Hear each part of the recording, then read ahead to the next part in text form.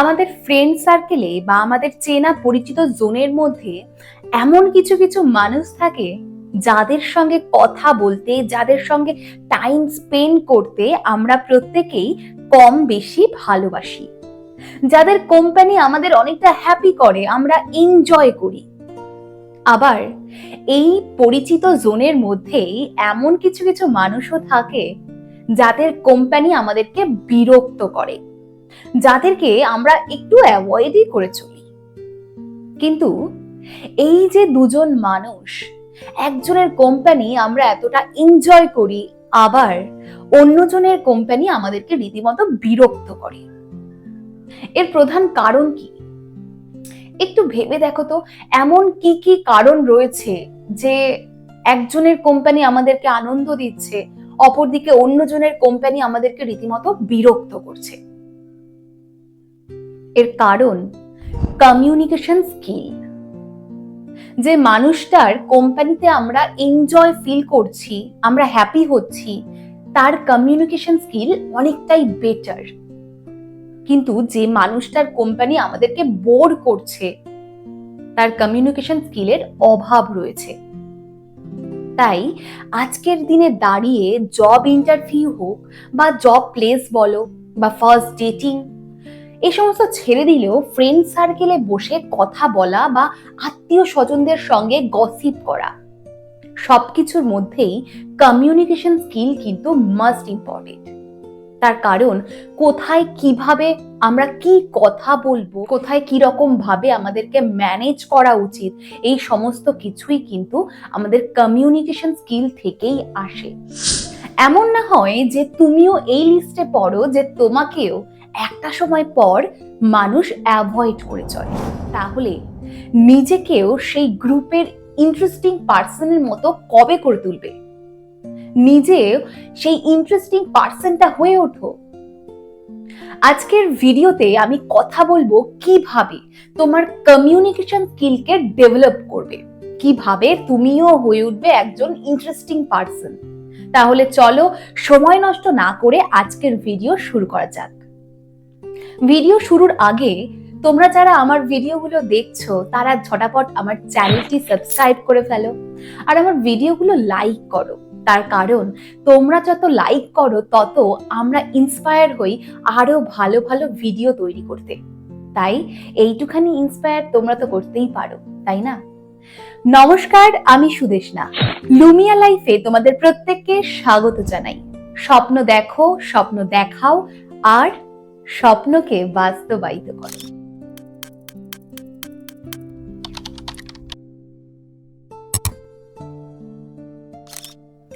একটা সম্পর্ক তখনই অনেকটা বেটার হয় বা অনেকটা মজবুত হয়ে ওঠে যখন তুমি তোমার ফিলিংস গুলোকে, তুমি তোমার অনুভূতিগুলোকে পাশের মানুষটাকে সঠিকভাবে ফিল করাতে পারছো, তোমার এক্সপ্রেশন গুলোকে, তোমার ভাবটাকে তাকে বোঝাতে পারছো।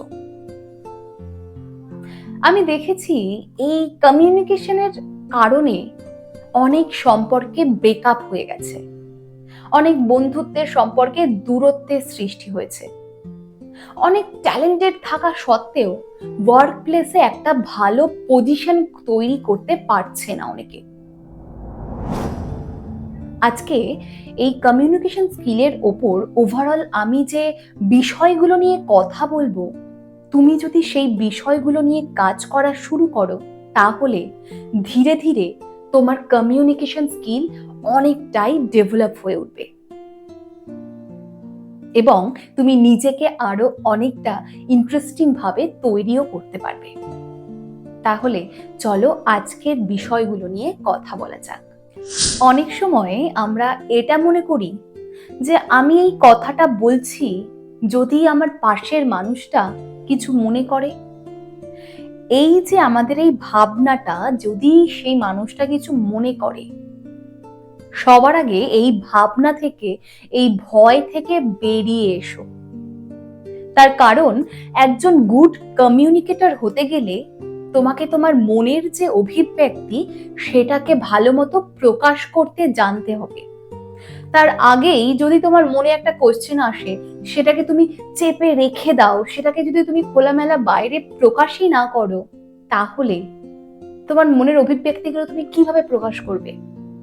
ফার্স্ট ডেটিং এ গেছো, একটা আননোন পার্সন, প্রথম তার সঙ্গে মিট করছো, কি বলবে না বলবে মনের মধ্যে একটা দ্বন্দ্ব চলতে থাকে। যদি মানুষটা খারাপ কিছু ভাবে, যদি সে রিজেক্ট করে দেয়, এই ভাবতে ভাবতে আমরা একটা কনভারসেশনকে ঠিকঠাক ভাবে এগিয়েই নিয়ে যেতে পারি না। প্রথম দেখায় একটা মানুষের প্রতি আমাদের ইমপ্রেশন তৈরি হতে মাত্র 20 সেকেন্ড সময় লাগে। এই 20 সেকেন্ডের মধ্যে সেই মানুষটার প্রতি আমাদের মাইন্ডে একটা ইমপ্রেশন অটোমেটিক্যালি তৈরি হয়ে যায়।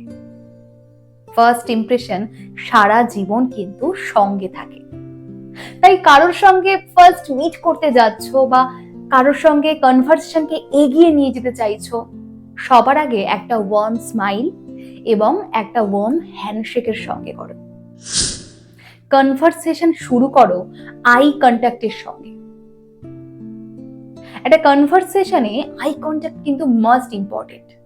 যখন তুমি তাকে কোনো কিছু বলছো, তার চোখের দিকে তাকিয়ে কথা বলো। যখন সে তোমাকে কোনো কিছু বলছে, তুমি যখন কোনো কিছু শুনছো, তার চোখের দিকে তাকাও। এতে তুমি নিজের উপর একটা কনফিডেন্স পাবে এবং সে মানুষটাও কিন্তু নিজেকে ইম্পর্টেন্ট ফিল করবে। সে এটা ফিল করবে যে তুমি তাকে ইম্পর্টেন্ট দিচ্ছ, আর কনভারসেশনে ইন্টারেস্ট গ্রো করবে। তাই কনভারসেশন স্টার্ট করো আই কন্ট্যাক্টের সঙ্গে। অনেক সময় তোমরা অনেকে কনভারসেশনের সময় হাত দুটোকে গুটিয়ে বসো বা পায়ের ওপর পা তুলে বসো বা ক্রস করে বসো।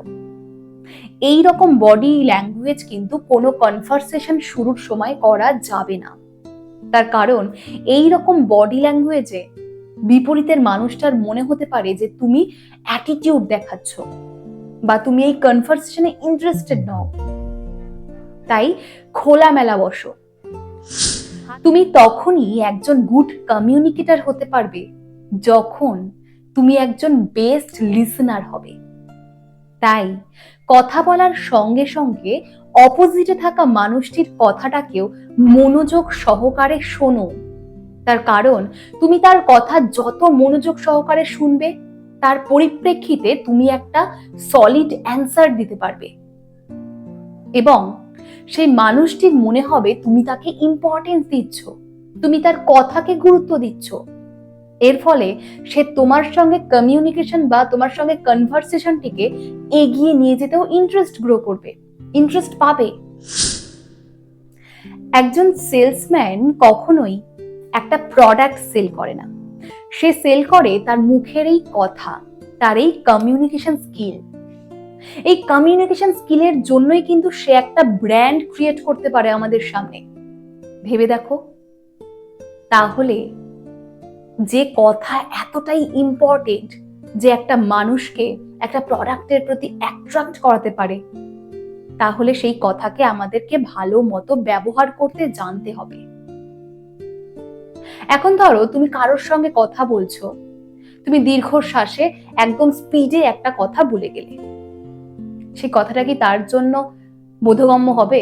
না শুনতে ভালো লাগবে? ভালো লাগবে না। আবার যদি তুমি একদম ধীরে ধীরে কথা বলো, সেটা হয়ে যাবে একদম বোরিং। তাই সঠিক লয়ে কথা বলতে জানতে হবে। কথা বলার সময় তোমাকে পিচ ফলো করতে হবে। আমরা যখন এক্সাইটেড থাকি তখন আমরা কিন্তু হাই পিচে কথা বলি, কিন্তু আবার ধরো কোনো ইম্পর্টেন্ট কথা বা কোনো দুঃখজনক কথা, সেটা কিন্তু আমরা লো পিচে বলি। এখন যদি এখানে তুমি গড়বড় করে দাও, তাহলে কিন্তু সেটা শুনতে খুবই খারাপ এবং মিনিংলেস হয়ে যায়। একজন গুড কমিউনিকেটরের আর একটা প্রধান বৈশিষ্ট্য হচ্ছে তোমার মধ্যে কি জ্ঞান রয়েছে, তোমার মধ্যে কি নলেজ রয়েছে, তুমি কতগুলো ভাষা সম্বন্ধে জ্ঞান রাখো, ডাজন্ট ম্যাটার। এটা ম্যাটার করে না। তুমি যে মানুষটার সঙ্গে কথা বলছো সে কতটা জানে, তার লেভেলে নিজেকে নামিয়ে নিয়ে এসো। সেই লেভেলে গিয়ে তোমাকে কথা বলতে হবে। তার কারণ তুমি এখানে তোমার নলেজ এক্সপ্লোর করতে আসোনি। কমিউনিকেশন স্কিল মানে একদমই সেটা নয়। তুমি তার সঙ্গে একটা একটা হেলদি কনভারসেশন এগিয়ে নিয়ে যেতে এসেছো, যাতে সে তোমার প্রতি কানেক্ট হয়। তাই তার লেভেলে নামো, বোঝো সে কোন বিষয়ে কথা বললে ইন্টারেস্ট পায়, কোন কোন বিষয় তার ইন্টারেস্ট রয়েছে, সেই সমস্ত টপিক নিয়ে কথা বলো। মানুষ সেই সমস্ত মানুষের সঙ্গেই মিশতে পছন্দ করে যারা তাদেরকে আনন্দ দিতে জানে, তাদেরকে হাসাতে জানে, তাই না? তার জন্য সেই রোলটাও কিন্তু তোমাকে প্লে করতে হবে। তাই সবসময় গুরুগম্ভীর কথা বললেও কিন্তু চলবে না। কখনো কখনো এমন কিছু বলো, ইচ্ছে করে এমন কিছু বলো যাতে সেই মানুষটা আনন্দ পায়, সেই মানুষটা হাসতে পারে। মাঝে মাঝে কথায় কৌতুক নিয়ে এসো। এই কৌতুক ভাবে কথা বলাও কিন্তু একজন গুড কমিউনিকেটরের লক্ষণ। তাই কথার মাঝে মানুষকে আনন্দ দিতে শেখো। দেখো, এই যে হ্যাবিটগুলো নিয়ে আজকে কথা বলছি, এগুলো প্র্যাকটিস না করলে হবে না। সবার প্রথমে তুমি আয়নার সামনে দাঁড়িয়ে দাঁড়িয়ে বলতে পারো। ধরো একটা বিষয়ে আমরা যেমন ডিবেট করতাম, একটা টপিক তুমি চুজ করলে, সেই টপিকে তুমি কথা বললে।